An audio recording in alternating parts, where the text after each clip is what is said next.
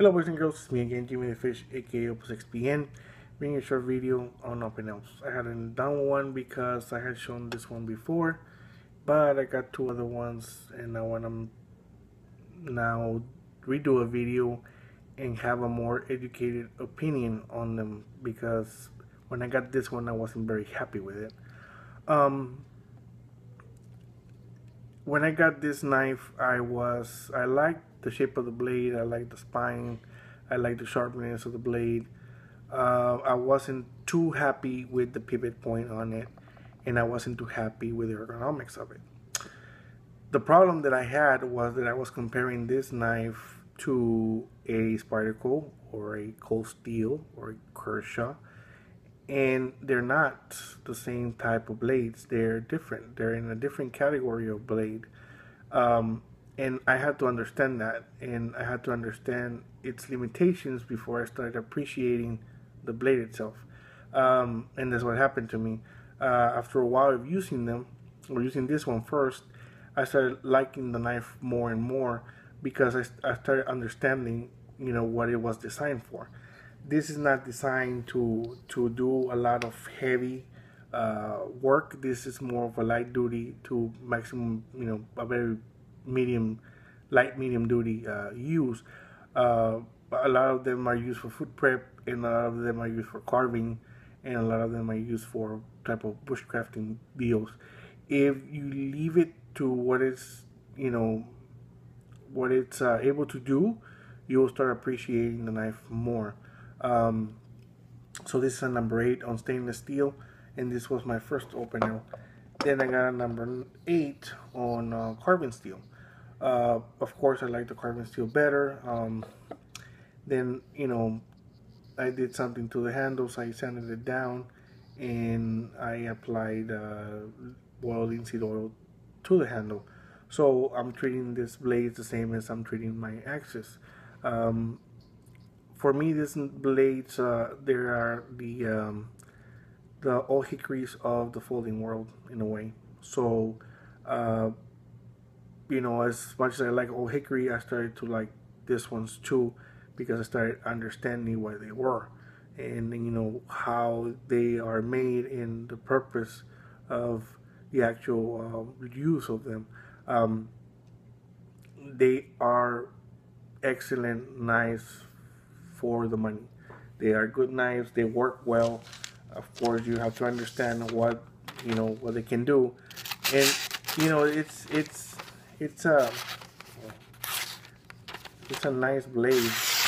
It's just that you need to, and they get like wicked sharp with like almost no effort whatsoever. You can see here.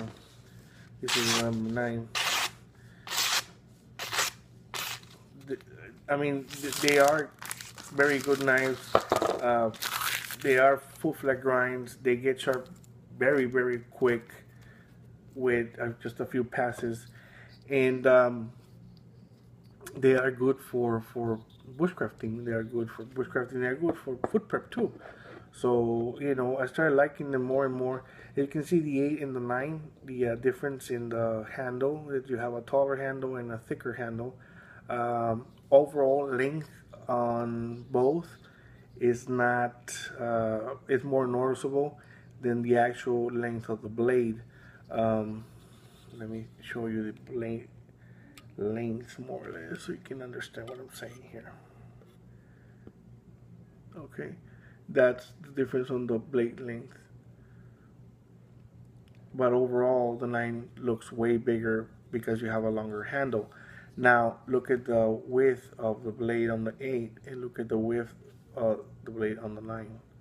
You have a much wider handle, a much wider blade on the 9 than on the 8. And you also, I want to see if you can see it. Look at the thickness of the spine on the number 9 and look at the thickness of the spine on number 8. The number 9 has a little bit of a wider stock than the number 8. So anything 8 and down, I think is good for urban type of setting, small EDC blade. It's a very good size. And I think the number 9 and above, it will be more for would use bushcrafting, camping type of deals because you have a more substantial blade. I mean, of course, there's some people who feel comfortable using a 9 or 10, in the city, and that's fine. But in my opinion, I think anything 9 or above is better for outdoor use, and anything 8 and below is good for city use. Um, of course, it's based on the user more than anything. But again, I started understanding the knives at the beginning. I was like, I didn't know if they were like really crap or they were like excellent knives. And for me, they're not crap and they're not super excellent knives, but they're very good knives.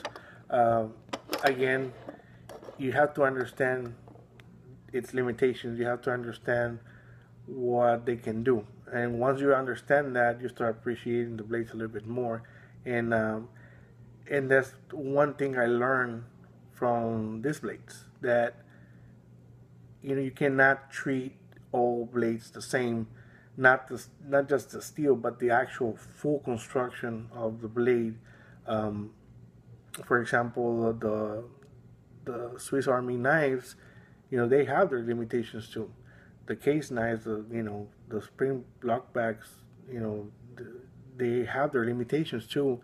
Um, but again, those were, for me, they were more of a given. But when I saw these ones, I thought, I put them in the same category as my other folders, and they're not. They go on the regular, um, more traditional use of knife. I mean, these are designed, or the design, it is a peasant knife, basically a broke man, a poor ass man's knife. That's what it is. But they gain a lot of popularity, and a lot of people collect them and like them, and they have a lot of followings. And now I understand why they have that following. I understand because they are pretty good knives, and at the same time they're pretty good works of art in a way.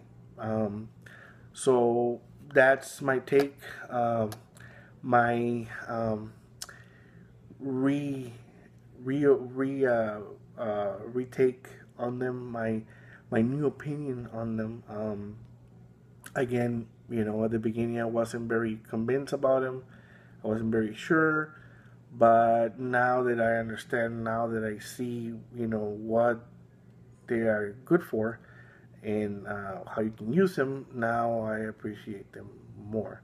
So, if you never had an opinel, you should try at least one.